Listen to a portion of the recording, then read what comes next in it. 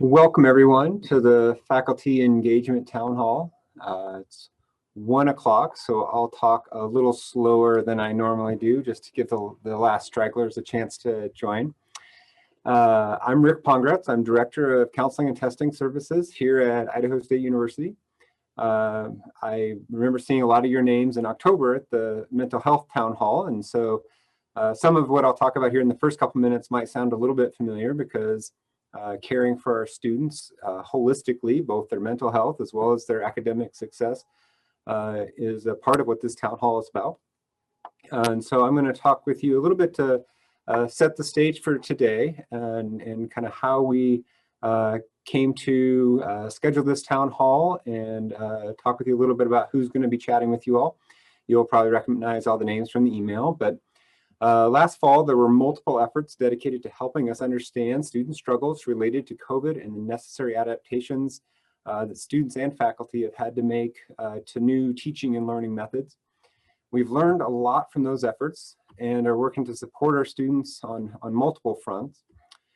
In today's town hall, we want to specifically address strategies for helping students feel more engaged in their academic pursuits. And so we want to think about how they can connect better, how we can support them in connecting better with their faculty, and help faculty feel more confident in being able to engage with the students.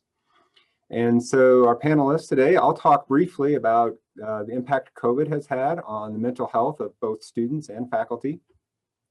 Dr. Craig Chatron will talk about the importance of connecting with students. Dr. Karen Appleby will talk about strategies for faculty to connect with students. Blake Beck, the Director of ETS and EISU, will talk about resources available to faculty through the ITRC to help support them in their efforts to connect with students and convey their academic content. And then Drs. Donna Liebecker, Laura Ahola Young, and Alma Jan, a recent ISU graduate, a newly minted PhD, we'll talk about trauma-informed methods for teaching. And this is particularly important in the COVID era because we are all experiencing this slowly unfolding traumatic experience that is COVID and the response across our country. And we need to be sensitive to the fact that we're enduring those traumas and that traumatic experience, and our students are as well. So we want to really hear what they have to say. And then Jenny Larimore, the ISU Director of Brand Management and Licensing, and also Town Hall Extraordinaire Monitor Extraordinaire, is going to be moderating for us and handling questions and answers. Jenny, would you mind sharing a couple comments on how people can submit questions to you? Absolutely. Thanks, Rick. So we can take questions throughout, and I will stop our panelists to ask a question, or I will wait until the end, depending on the context. I will paste right now in the chat the instructions for how you can ask questions, either publicly in the chat or anonymously straight to me, and I'll add it to the queue to ask during today's session. And I'll turn it back to you, Rick. Excellent, thank you. So first of all, COVID and mental health. So from this is not new to anyone, so I'll be brief. From the early days of the pandemic, we witnessed increases in student distress and in strain on faculty and staff as we've worked to find new ways to connect with students and convey content and support them. We've also seen the impact of COVID in ways similar to how groups respond to collective traumas. So initially, there's a strong desire to connect with family and friends. That's something that's made much worse by COVID, because what we naturally want to do as humans to connect with one another and support one another, we can't do given the safety guidelines we need to have. But anxiety and stress is built, isolation has taken its toll. And now as the pandemic has progressed, we're seeing more grief and sadness develop as we witness friends, family, or coworkers get sick and tragically, in some cases, pass away due to COVID. In the fall, we asked students to share with us how COVID has impacted their lives, and this is what we learned. If you were at the Mental Health Town Hall, you've probably seen this slide before, but we see that students were rating that, they weren't, I guess, rank ordering, but they were responding if their life has been significantly negatively impacted in these different areas. And obviously missed opportunities and experiences at the top of the list. We can all relate to that. But very important for why we're here today, Students were identifying motivation and focus as a major complication of COVID. You've all seen that as you've been trying to educate in different modalities and connect with students. Mental health has been had a significant negative impact. COVID has had on that. Academics obviously has had a big problem as well. And so students are telling us they're struggling with this, you're witnessing it, and so we're here today to talk about some of the ways that we can support them. Faculty certainly have been negatively impacted as well. I won't read the whole slide to you. You all can kind of gaze through that. But I think it's important to note that faculty members are both going through and experiencing the negative impacts of this pandemic, as well as the secondary trauma of supporting students and trying to help them through this experience as well. As your commitment and care for students is evidenced by the fact that you care to be in a presentation like this today and spend the next hour with us. At Counseling and Testing, we've seen changes as well. So in the fall, we delivered more therapy sessions than we had in any previous fall semester. And interestingly, that was with fewer unique clients. So the clients we were seeing needed more attention, but we saw reductions in the number of students saying they were referred from different areas. Students who saw our advertising or knew they needed help and reached out, same record high rates as before. But we saw declines in students saying they were referred by faculty, family, or a friend. And that's significant as well because we're more distant from them. And so it's harder to notice that a student is struggling when we don't have those informal beginnings and ends to in-person classes where you get to know the student and notice, very importantly, notice the changes in their behaviors over time. And so also, if students don't feel as connected to you and you make a referral to the counseling center and encourage them to reach out, they're less likely to take you up on that offer because they aren't feeling as connected. So it's really important that we pay attention to how some of these dynamics might influence how we're able to help a student get support. Lastly, I think it's important to note that there was a tremendous amount that students and faculty had in common in their struggles from this past fall. We heard a lot from students about that they understood their faculty were stressed and they appreciated the efforts they were making. We heard from faculty saying that they could tell students were struggling and just took a lot of heart in how hard students were working. And we heard from both that people were disconnecting and not engaging with them. And so I think if we can view one another with increased compassion and grace, that we're all kind of going through this experience together, we'll be better able to foster the engagement that we know will facilitate learning, as well as facilitate a happier, healthier time while we do it. So with that, I'm going to be here to answer questions at the end, but I'm going to turn things over to Dr. Chatrand. Thank you so much, Rick. Rick had that slide about some of the things that students have reported experiencing, increases in mental health distress, missing out on opportunities. One of the things that my office has seen a pretty dramatic increase in just since about Thanksgiving is fear of being in the classroom or being on campus. And we've had even this week a number of students who've emailed my office and said, I'm really afraid, I don't feel safe, I don't want to get sick, I'm with somebody who is in a high-risk group, or I'm in a high-risk group. Is there any way you can help me work with the faculty so I can have either an online portion of my class? And so those, I would offer those fears are escalating for many of our students as they watch case counts increase and the virus continue to surge. And so just knowing that that's where some of our students are at emotionally, I think is a pretty important thing to acknowledge going into the spring semester. But I wanted to talk a little bit today about the importance of students feeling connected to the university and to the institution.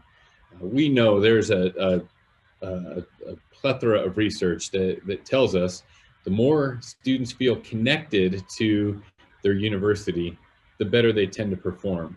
The more engaged they are in what I describe as the life of the university, They do better academically. They learn some pretty meaningful skills that they'll use later in life, and they just have a richer experience. And I think that's true for all of us in the activities that we participate in.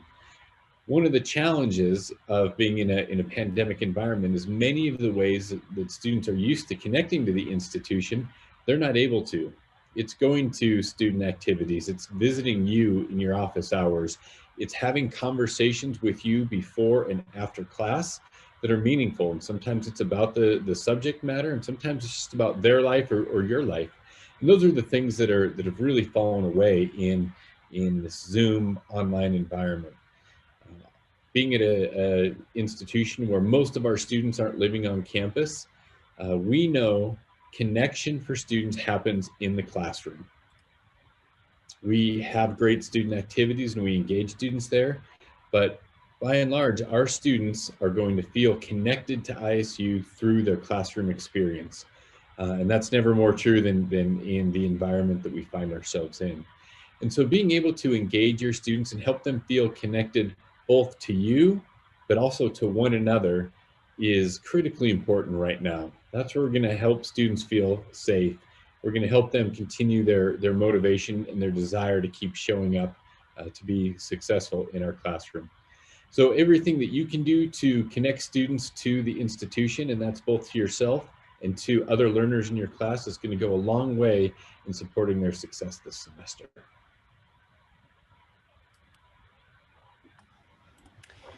So thanks, Craig. I am going to follow up on a number of things that Craig just talked about, and most specifically how faculty can help create those connections in the classroom. As Craig just said, you know, we all know that students need to feel connected to the university, and a faculty member is oftentimes that first point of connection and that long-term point of connection that a student has with the university. So I think we all know that determining ways to connect with students, even in a non-pandemic time, is challenging, but certainly what we've gone through over the past 3 semesters has challenged our norms of connecting with students.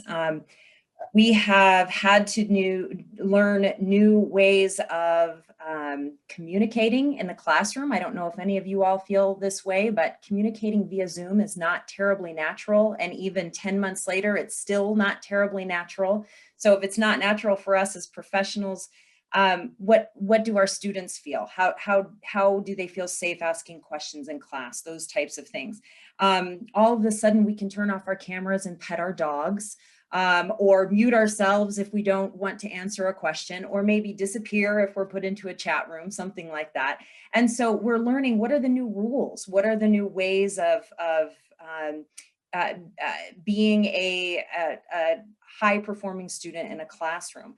And so while those are egregious examples that I'm sure have not happened in many of your classrooms, and most of my students over the past 3 semesters, in fact, I would say almost all of them have done a great job. They have tried to be flexible. They've been patient with me, or as patient as they can be with me, and they've done their best to sort of transition to this new, I hope, not normal way of learning in the classroom.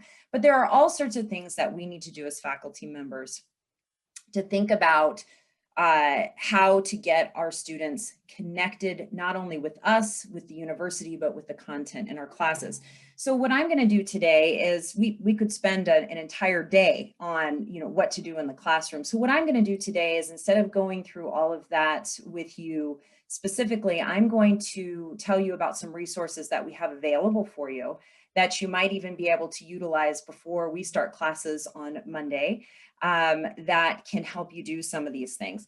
But as I introduce these resources, some of the questions that I have had as a faculty member over the past 3 semesters, and I've talked with other faculty colleagues about, some of the questions about connection that are really prominent in our minds right now, I think, are things like, how do we get to know our students? How do we ensure our students know us? How do we facilitate effective group work in this kind of awkward environment? How do we create a safe environment? Craig just brought up a really important point. When we talk about safe environments in the classroom, physical safety is something that we very much now need to ensure that we are providing for our students. How do we do that? How do we correct behavior and stick to our rules? What should the rules be in a Zoom classroom so that students can meet each other and learn from each other? How do I ensure that I am paying attention to equity and inclusion and using pedagogies that make sure that learning is equitable across the board? And then two other questions that really have come up a lot over the past 3 semesters is how do we ensure rigor in our classrooms while also extending grace and compassion in a worldwide pandemic? You know, our students are going to be expected to go out into the workforce, and just because we've been through a pandemic, they have to know what they need to know. So how do we ensure that we have that rigor, and how do we get them ready for this workforce that's changing rapidly? So that's just kind of a brainstorm of questions that are always running through my head that some of the resources I'm going to tell you about might be helpful. So in the campus communication that we sent before this town hall, there were a number of resources associated with that. One was a 2-page document. It's rather short and concise, called Strategies to Create Connection in the Classroom in the First 4 Weeks. And if you had a chance to take a look at this document, it gives you quick strategies to really think about ways to connect with your students in that critical first month of class. And so as you're going into classes next week, it might be helpful for you to look at some of these, think about what you're doing, think about things that you might want to do or to try, because as we know, those first 4 weeks, really the first 2 weeks, set the stage for the rest of the semester, and how engaged your students can be with you, with peers in class, and with the content. These suggestions, by the way, can be transferred. They're easily transferred: face-to-face classes, hybrid, high flex, and also online classes. So there's flexibility there. A second document that we added to the marketing for this town hall was a presentation that I gave last spring semester in February, right before the pandemic hit, called Syllabus Creation 101, the Learner-Centered Syllabus. And this was a Program for Instructional Effectiveness, or PI, faculty workshop. And we wanted to share this presentation for 2 reasons. First, you all are probably putting your final touches on your syllabi for next semester, and this presentation might give you some thoughts on things that you want to add to your syllabus. But second, even though this presentation was given pre-COVID, the syllabus is really that first contact point we have with students. The wording we use, the policies we create, the assignments that we have, the instructions that we give are critically important for students to learn more about us, learn more about our classes, and learn more about those expectations. So this might be something for you to look at as you're putting your syllabus together. Last semester, we also hosted several PI workshops, but 2 that I want to bring to your attention. And both of these workshops are recorded, and the resources are all on the PI website, which is just isu.edu/PIE, P-I-E. Dr. Robin Lindbeck gave a great workshop on creating community and connection in synchronous online classes. And last spring semester, Dr. Alex Bollinger gave a workshop called Moving Your Face-to-Face Classes Online. And both of these workshops provide outstanding examples of how to transition a class to a remote-based instructional format and ways to connect and engage students. And then last but certainly not least, we have several upcoming Program for Instructional Effectiveness workshops that we're co-hosting with other units on campus. On January 20th, the ITRC and the PI are co-hosting a faculty panel, and we are calling that, I have to look at the title, Lessons I've Learned Teaching High Flex. So if you find yourself in a high flex classroom for the first time this semester, you might want to attend that, because it's going to be all the faculty members who have not taught in that format before, and the lessons they've learned and the things that they are going to do this semester. On February 3rd, PI and the Diversity Resource Center are going to host a faculty workshop on inclusive pedagogies in the classroom. So as we think about inclusion, diversity, equity in our classrooms, especially in these remote-based teaching times, that would be a great workshop for you to attend if you would like to as well. So for the sake of time, that's the information that I have for you. All of these resources are available on the PI website. If you have any problems finding those, please contact me directly and I will send those to you. So we have, outside of what I just talked about, several other faculty resources and documents that will help faculty utilize technology very well in this capacity. So I'm going to turn this over now to Blake Beck, our Director of ETS and EISU. Thanks, Karen, and good afternoon, everyone. It's nice to be here with you today. A lot of things have been covered. I think all that I really want to add is that as far as a website with resources, and Ginny just posted earlier the isu.edu/ITRC. There are resources there for teaching with Zoom, for doing teaching HyFlex. The PI website that Karen mentioned has a lot of great resources on it. Before we went off to break, we created a Moodle course that has a lot of professional development opportunities in it that you can browse through and look at any time. We decided that everybody needed a break. We weren't going to try to schedule a lot of training, but if anybody wanted to, they can access that course and look at any of the resources in there. We've got memberships to OLC, which is the Online Learning Consortium. We've got membership into the Western Cooperative for Educational Technology that has training resources. EDUCAUSE has training resources. Magna Publications is referenced in there, and there are training resources in there that various topics, many of them outside of teaching with technology, but just topics for the classroom and teaching, especially in today's world. A lot of people are trying to share as many resources right now as everybody's struggling and challenged with trying to adapt right now. So there's a lot of that out there.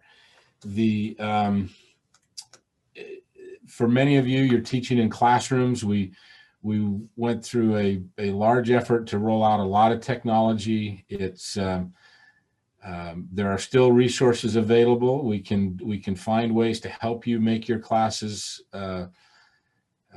as good as they can be with technology right now. The OWLs are out there. Hopefully there are computers and laptops that you can access. Students have access to Chromebooks still. I want to mention that. Send them to the help desk on in the rendezvous. There are still Chromebooks that they can check out if they need that resource.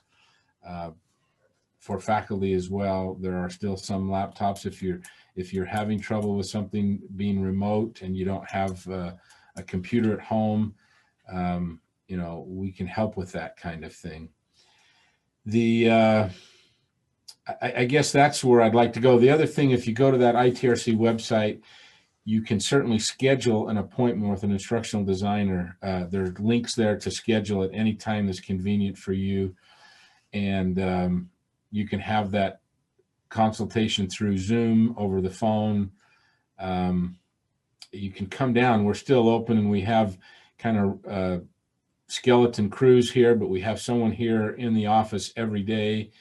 And so, socially distanced visit here is even possible. If you're on campus and would like to meet with someone face-to-face, that's still possible. So those are some of the resources that are available. Peripherally, I can see there's a lot of posts. I'll look through questions. If you have specific questions, I can certainly try to answer them. But I want to refer you to the ITRC website, the PI website, the Moodle course that has the professional memberships and professional development available within it. Those are probably the key three things that I would want to share about what's going on and what's available.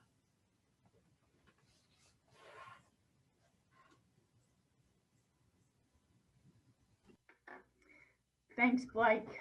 I'm going to lead off the next group, and that's going to be Laura Hola Young, myself, and Alma Jam.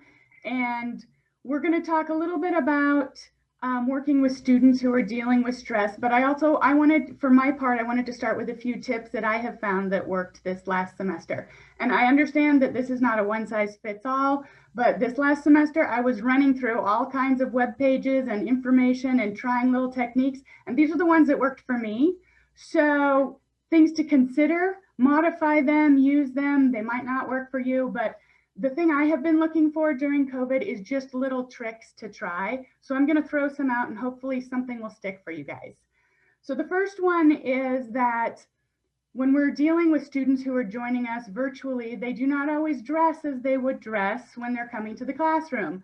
So we actually had a discussion in my class about how you need to dress professionally, not only for school, not only for class, but also for your future. So having that discussion with them, and I couched it because we were going into presentations. So I wanted them to, dress up for their presentations. And they all stepped up, they did what they were supposed to do, started dressing appropriately for class.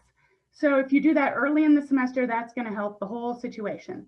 Secondly, I have found that assigning a chat monitor, if you are doing a virtual class, is really helpful. The way that I utilize this is that it would be a different student every day. So a different student would get assigned the chat monitor. It connects students to the other students in the classroom. You don't have to sit there and stare at the chat while you're trying to talk. The chat monitor has times when they answer questions. I highly recommend it. Works really, really well. Plus it engages the students and gives them that connection, both to you and to their classmates. Number 3 is think about your class in 15-minute segments, particularly if you're using chat. Stopping every 15 minutes and specifically having a question and answer little slot helps students. You can gauge if they're understanding the information. You can gauge what you might need to revisit. I have found that that works really well. Instead of office hours, because no one is coming into office hours, no one even shows up to my virtual office hours, I now hold hangout sessions. So I have times where I'm just hanging out on Zoom and they can come and talk to me about anything. And I advertised it as, come and talk to me about graduate school. Come and talk to me about what your summer job might be. We're just hanging out, talking about different things that are going on.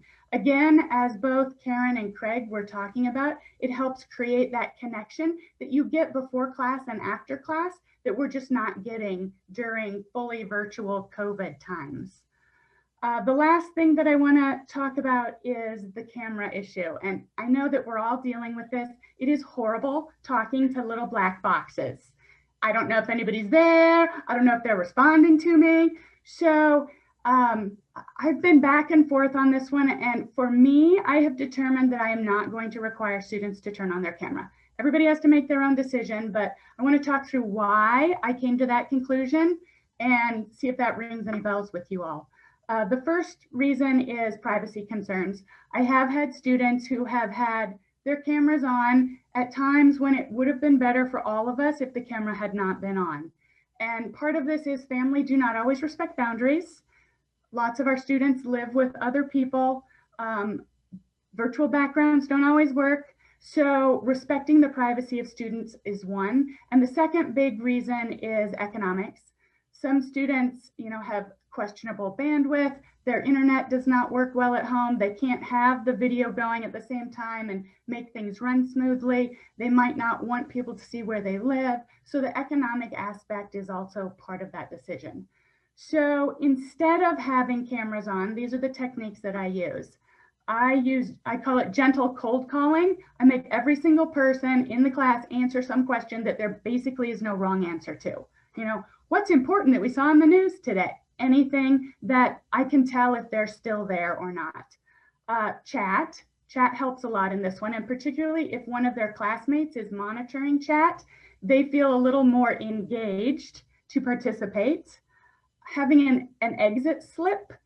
So at the end of the day, everybody has to type in what the most important thing was or one question about class.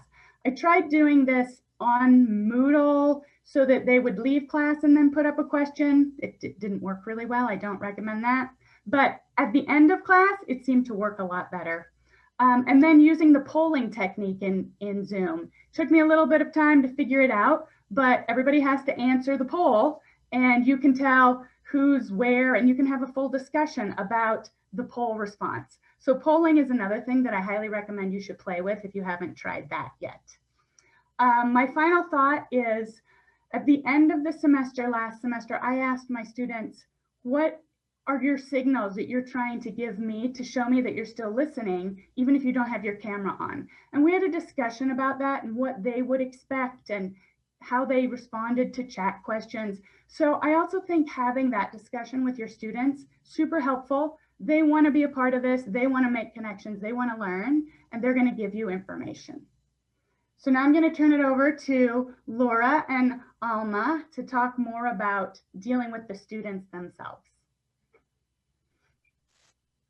And I think Alma's going to go first. All right, thank you so much. I'm really excited to be here today and really excited to see how many people just came online to participate in this discussion. It does go to show how much not only do you care about this topic, but you care about your students. So I'm so excited to be invited to speak to you today.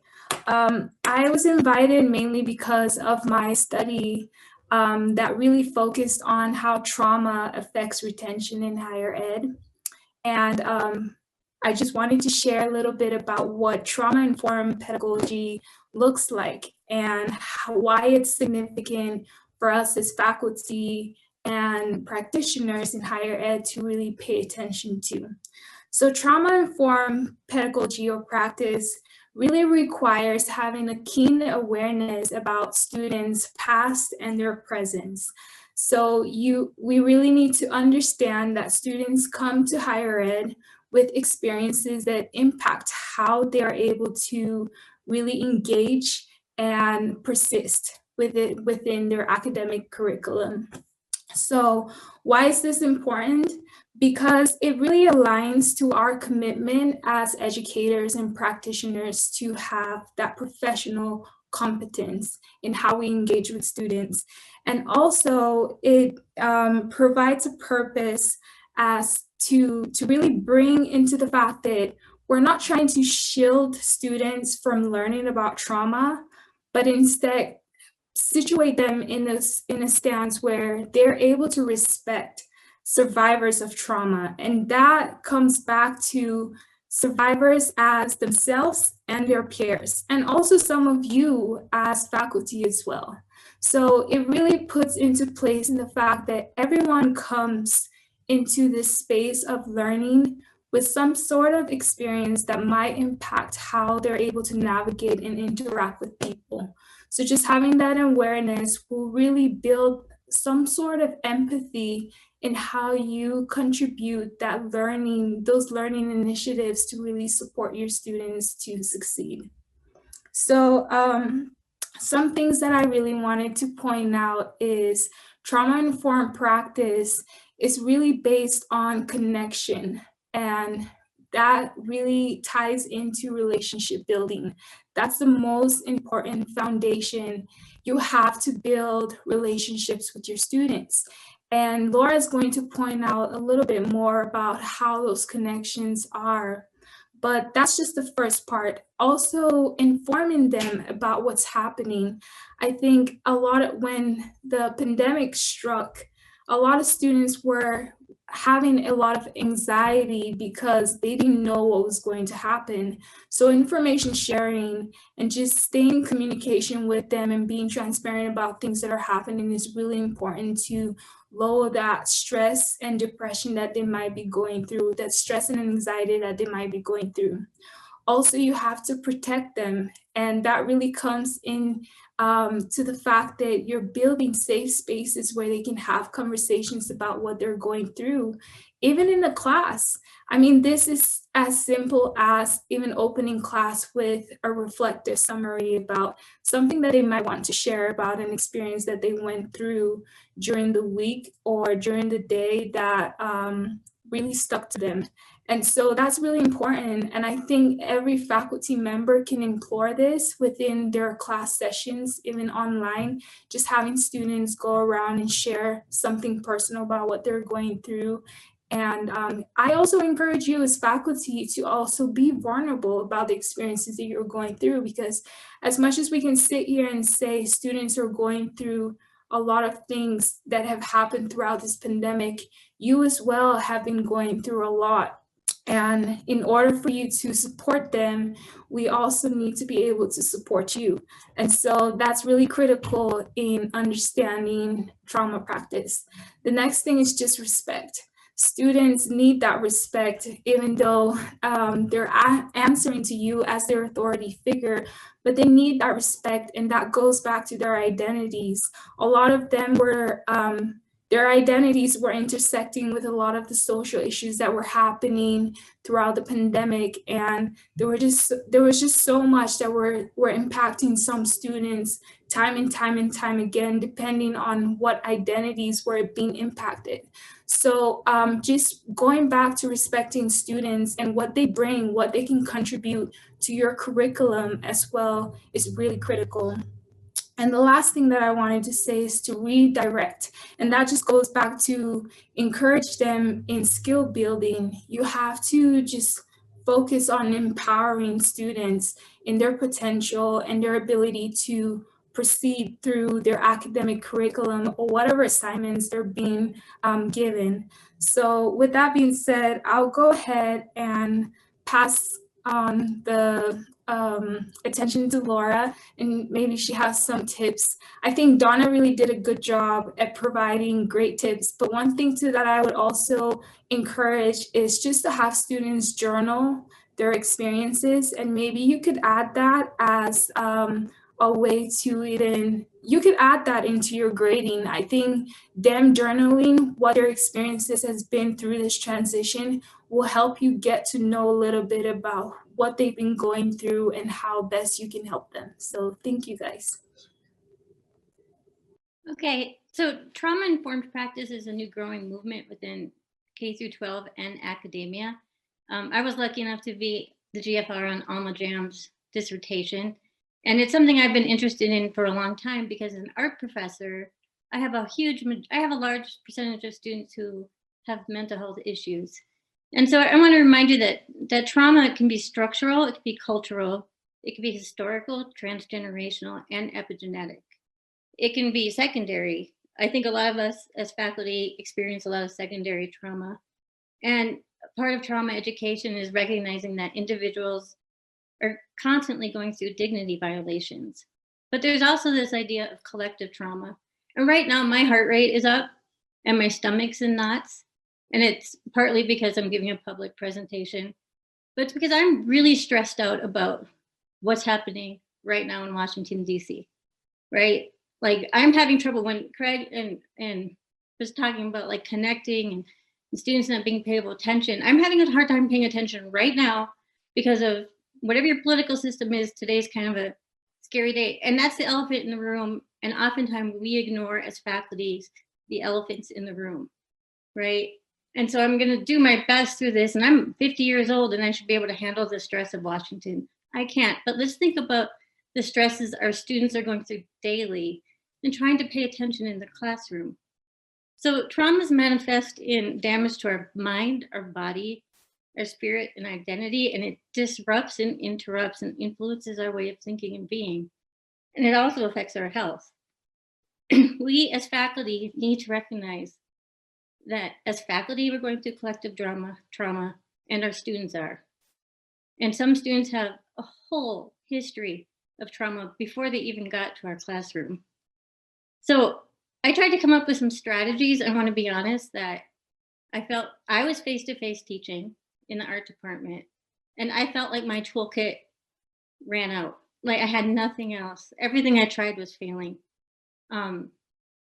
Thankfully, my students didn't feel that way, but I felt that way every day. So a few kind of points that I can give that might be helpful is that you restore a person's sense of dignity by knowing their name. I really encourage faculty to do whatever they can to know your students by name. We cannot teach curriculum if we do not find a way to create community. And even on Zoom, I know that's horrible and thing to think about, but I live in a university neighborhood. I know all my neighbors, they know me by name, and I feel like I belong, even if I may not be the same as them. They know me by name, and that helps me pull through. So I really encourage you to do that and create a sense of community within Zoom, within your class, that you're together. It's not your class from 1 to 4 on Tuesdays, it's your community from 1 to 4 on Tuesdays. Incorporate the word resilience. Like we always talk about the word retention. And I'd like to give the camera back eventually to Madame to talk about what resilience really is. Resilience means that we're helping our students move forward, not necessarily focusing them on retaining at ISU, but giving them the skills to move forward. So think about that word in your teaching. How do you help students be resilient? And most important is connecting the students to their why. Now, when President Satterley came here and I was on Senate, he kept telling us to find our why. And I always kind of laughed sarcastically inside because there's something about the painting medium that every time you pick up a paintbrush, it doesn't matter if you're a professional like me or an intro, you're asking, why would you paint? Why would you push wet stuff around? Why paint? Like, who cares about painting? Who cares about art? And there's so many, and I'll never get a job at this. So we are always talking about why is painting important? Students want to know why what they're learning, how it applies to their daily lives. That in itself, reminding yourself to share why your curriculum is important with students can make a world of difference. And Alma encouraged me to share the story about my niece. I wasn't going to, but she asked me to. So my niece is a 5th generation female on the Finnish side of my family to get a college degree. She's also an enrolled member of Red Lake Nation in Minnesota. She is the first person on that side of her family to get a degree. She lives between 2 very different worlds, right? My side expects her to do well. Her other family thinks she doesn't need a college education. She's a straight A student. If you had her in your students, you would never understand the amount of stress that she has on a daily basis just by being a college student.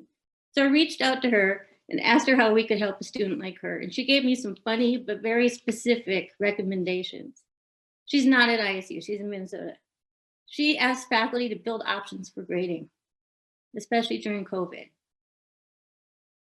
And I agree with this 100%, and I do this in my classes, take 1 week, do not have a curriculum, and set up meetings one-on-one with your students. Get to know them one-on-one. I know that's really hard if you have like 100, but maybe you can have grad students help you out with that. But engaging with your student one-on-one can make a world of difference in their lives. She asked, please no group Zoom projects, ever. Create participation, not just grading based on what you can retain and remember, especially now, but how can she participate in learning? She said she wishes her professors would tell her why the curriculum matters, what the why is. And then she pleads with everyone to let her know what is an appropriate bathroom break in Zoom. She's very stressed out by that. And the last thing I want to share that I think was helpful is that I was resistant to doing some training in trauma education because they kept using a word that makes me want to vomit. Donna's going to laugh. And that is self-care, right? Like, I do not want to use that word in my life. But there was a point in the semester, and I will be honest, it was election week. I was not okay. I should not have been teaching. I shouldn't have even been upright. And I told my students, I am not okay. And they loved that I shared that. We didn't get into the election, but it finally created the kind of community that I was used to, but them recognizing that I was feeling vulnerable. And they pulled me through it. And when they asked me how I can keep going when everything is so hard, I tell them that I believe in art, I believe in them, and really the honest thing is higher education saved my life, and I believe in higher education, and that what we're doing is really important. That's what I got. And I'm not looking at CNN.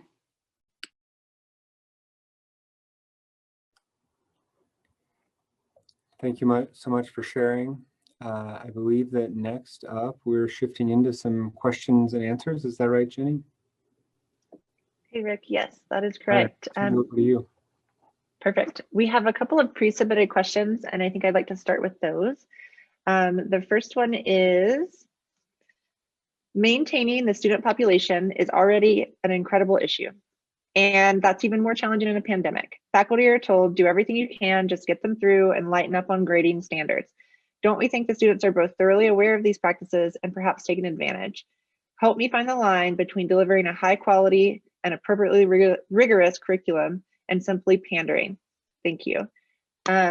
Rick or Karen, can I have your help directing that question?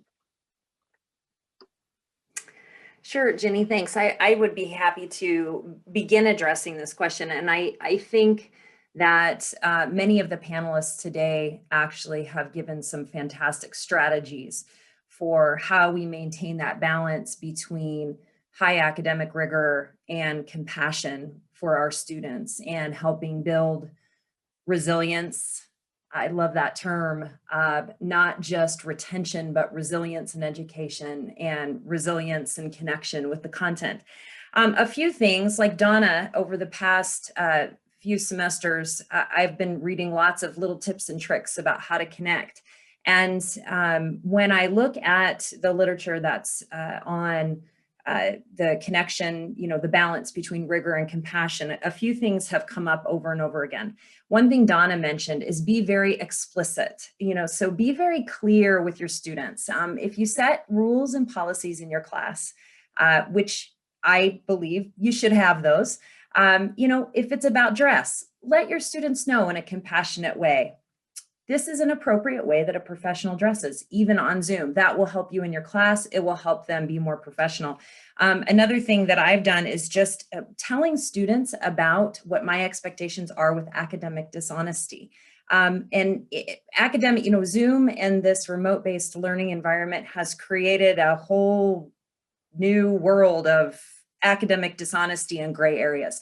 So kind of trying to maybe put some of those policies in your syllabus, talk to your students about what academic dishonesty is and what your suggestions are.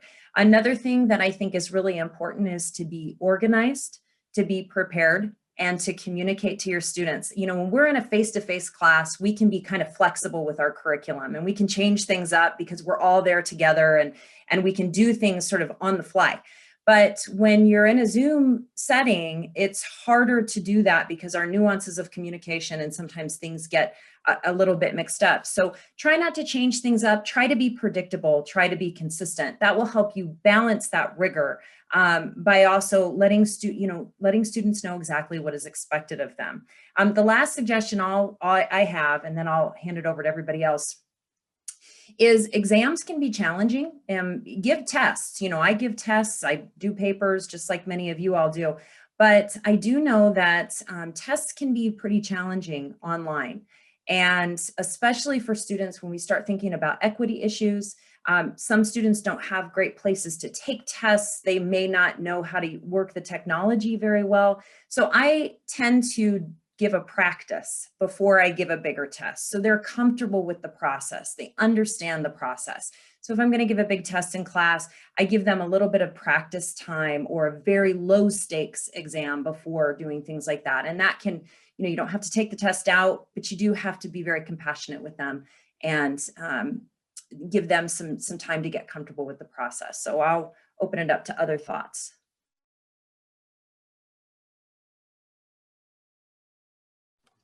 And Jenny, you mentioned me, so the only thing that I would add to that is just to pull in what we've been talking about so far with the importance of connection and engagement. And that if you're establishing relationships with students, you're going to be able to maintain that higher degree of rigor because they're going to feel connected to you and be more responsive to all the things that you're trying to do. So the extra work you're putting into connecting with them and creating a community in your classroom, the more you're able to preserve that rigor.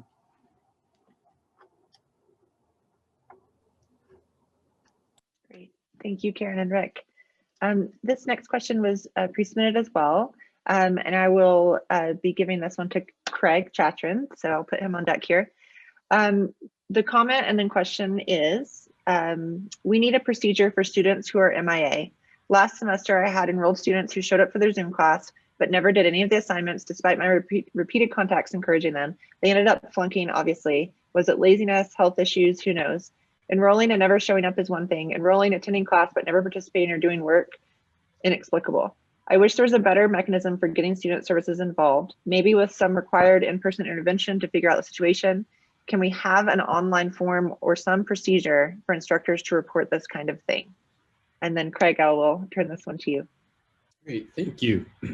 You are in luck. We do have an online reporting form where faculty, staff, students, parents, family members can let us know when they are concerned about a student. It's off the Dean of Students website. And so in the chat, I just posted the website for the Dean of Students office. And this is going to give you a lot of different resources, things like Benny's Pantry and our student care and assistance area. But on our website is a link that says report a concern or issue. And if you click on that, and I'm posting that the link to that form in the chat as well. When you click on that, it's a form that we're going to ask you to fill out, and that comes straight to my office. And you can put a number of concerns in here, just not students who aren't showing up, but students who you think are having mental health challenges, who are experiencing food or housing insecurity, anything that we can do to help a student. You can fill out this form, and somebody in my office will try our best to connect with the student. So the person who asked this question said something about like required interventions. And I would love to be able to require students to participate in the interventions and the services that we have on campus. But a lot of times it's not possible to require that. A lot of the services that we have for students are voluntary. But in the situation that the poster described, where a student isn't showing up, if you let us know about that, we're going to do everything in our power to try to connect to that student and try to get them supported through the resources that we have either on campus or in the community where they live. One of the challenges is when faculty members are having a hard time getting a response from a student, often our office is going to as well. If a student knows you and has a relationship with you, they're more likely to respond to you than they are one of my staff members. But depending on the concern and what you put in that concern, we have a number of tools that we're going to use to try to reach out to that student. So there's a number of things that we can do when you're concerned about a student, but this form is probably the best way to let my office know about those concerns.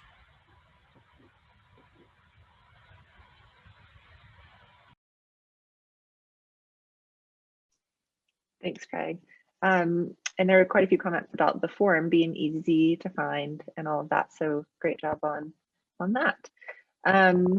So our next question is for Blake. Actually, we have a few questions for Blake. These are some technical questions involving distance learning and Zoom. The first one is, are chats and polls saved and available to the instructor even if the session is not recorded? How are they sent to the instructor? Well, the short answer to that is that they're not saved if the session is not recorded. So in order to get those, you need to record the session if you want to have those available later. So I mean that's really the only answer to that particular question. I hope that makes sense. Okay, thanks. Now polls can be saved. I just got a note from Lisa. Polls can be saved, but so and this next question, and so let me expand on this just a little bit, Jenny, and then it may help address I think the next question that I saw too. But so with Zoom right now, our Zoom is encrypted. That's what we signed up for, and that's what we got several years ago when we brought Zoom into the campus. Of course, the use has gone crazy the last 9-10 months of this, but it's always been encrypted. Now, when it's encrypted, it limits some things. And so like with the polls that can be exported and saved, there's no names that come with that saved. And that's, again, part of the encryption, because there's a lot of things that are withheld in the encrypted version of Zoom, like any specific names of things. So one of the things that we're working on right now and we're testing it right now is an unencrypted version of Zoom, which has a few other features that become available because it's not being encrypted, which includes cloud recordings, and that enhances the ability to have live captionings and auto captioning available in your recording immediately, or I shouldn't say immediately, but very quickly. They have an auto captioning feature. So this unencrypted version of Zoom is going to provide some of those options. And so an unencrypted version of Zoom, if you exported the poll, it would also have names in it. So there's some things that come with that. So I would just say, if you want to know more about running your Zoom as an unencrypted version versus an encrypted version, contact the ITRC, and we can work on getting you access to that in the ITRC right now. Okay, and then, so Jeannie, is there another specific question that I didn't address with that? Not with that one, but I have 2 more for you. Okay, fire away. Okay, great, thank you. Can you ask, or sorry, this is a question for you. How do you get closed captioning to work in Zoom? Or can we even get this feature? I and some students have difficulty hearing, and people don't always use the chat. Well, I would say, again, that's one of those, the closed captioning, the auto captioning feature is going to be readily available in the non-encrypted version. So we would need to get you in a non-encrypted Zoom version to have the live captioning available. Great, thanks, Blake. One more for you. Information about the different forms of online test proctoring would be helpful. There are multiple services, so how do these differ, and what can help me best decide which fits my classes best? Okay, and that's a very good question. So I'm going to give a little bit background about why we have 3 different online proctoring solutions out there right now. When all of this happened, the online proctoring world got overwhelmed with requests for services. Our particular vendor at that time was Examity, and we had a contract with them for X amount of online proctoring tests, and they were overwhelmed with requests and kind of came back and said, hey, with the options that we've given you, we can only honor the amount we agreed to pre-COVID, right? And so we scrambled and contacted a number of other vendors. A couple of other vendors had AI solutions for proctoring available, including Proctorio and Proctor Free. And so we established contracts with them in order to have the volume available that everyone was requesting. Since that time, that industry's kind of recovered, and everybody's got these AI solutions, including Examity. And in fact, the AI solutions provide a lot of flexibility that's actually fairly helpful to students, because scheduling live proctoring is very burdensome on the student, and it's a bit of a challenge. The AI has a lot more flexibility with scheduling. So we're kind of recommending that. A couple of these solutions work better if students are going to have Chromebooks versus laptops. Other than that, there's not a whole lot of difference between the AI proctoring solutions out there. But I would say really the answer to the question is, if you'll just call the ITRC or schedule an appointment with one of the instructional designers, they can walk through all the specifics of each of those solutions and help you decide what the best solution for your particular testing scenarios are, including potentially alternative testing solutions besides a proctored exam, which, given everything that we've been talking about today, the added stress, the difficulties of some of that, might be something that more people want to consider, and that it would take a lot of, potentially remove some of the trauma that students feel with that technology in that environment. There's definitely some added trauma in these proctored tests for students. We hear back every semester from students and even faculty relaying comments from students about what a difficult experience that is for them. Whether or not they would experience trauma if they were in a live class and somebody was watching them closely, I don't know. But anyway, I'll just share that. There's some, maybe consider some alternative testing solutions as well. Great, thank you, Blake.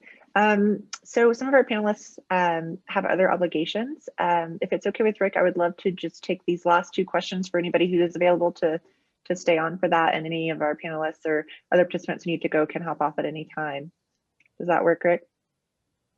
Okay. Yep. Okay, Blake, you thought you were done. We have another one for you. Great, I didn't mute myself this time, so I'm still on. We're already winning. Okay. Zoom allows an individual to have multiple Zoom sessions at one time. However, ISU does not pay for that feature. Multiple Zoom sessions can be helpful for faculty who want to proctor an exam for multiple students at the same time. Is there a plan to upgrade the ISU Zoom platform to permit this? That is a technical question I don't know the answer to. Randy Stam was in this. Are you still on, Randy? Do you know the answer to that question? Yes, so you can have multiple sessions at one time. You can join multiple meetings, but that's a feature that you can attend one meeting and another meeting. It's something that you have to set at when you schedule, or at the meeting level, your settings level within zoom.us. That's where you need to identify it. Hey, great, thank you. And if anybody has any additional questions about that, I'm sure you could reach out to Blake and Randy to get some more details on that. Please do. Perfect, thank you. Okay, so last question, and then I'm gonna turn it over to Rick for any closing remarks. And this last question is also about counseling. So how can ISU provide counseling for ISU students if a student resides in Oregon or another state? Rick. Yeah, absolutely. Great question. So historically, so licensing laws for psychologists, counselors, and social workers are managed on a state level. So each state has their own level. And so I'm licensed in Idaho. I'm not allowed to counsel someone if they're physically located in Utah, for example. When COVID erupted, many states changed those laws. And so we got permission to practice in a lot of different states, and we still have permission to do so in a few. As the emergency orders in those states were revoked or expired and weren't renewed, we lost access to some states as well. And so there are still a few states, and I believe Oregon is one, that we still have at least one provider who has been able to secure a license there. In addition to that, we're currently working, I think my meeting is tomorrow, to set up a contract with a third party who has providers licensed in all 50 states. And so if a student is an online out-of-state student, we should soon have capability regardless of what state they're in. But for the short term, and I hope it's only a few more weeks, we're limited by which states we have licenses in. And so off the top of my head, I know that we are okay in Utah and Oregon and California, but it's in Tennessee, and it's really hodgepodge which states have changed their laws and which haven't. So the answer is yes, but you don't have to worry about which states we do and which states we don't currently have a license. We'll worry about that. Please just help them get connected to our office, and then we'll make sure that we do what we can to support them and find them a good counseling home. And so with that, I think we've answered all of the questions that we have time for today. If you have others that weren't answered that you submitted or that you would like to ask, I'm just going to hopefully I'm going to speak for all of our providers or all of our panelists and say, please reach out to us. If someone shared something that piqued your interest and you want to learn more about it, reach out to them and ask them those questions. One of the things that I'm really excited about for all the people who are on this call and all of our panelists is we're all really committed to helping students and care about students. And so please do reach out to us. Let's keep the conversation going. And so we are all connecting with and supporting all of our students. Thank you all for being here today, and I hope you all have a safe day.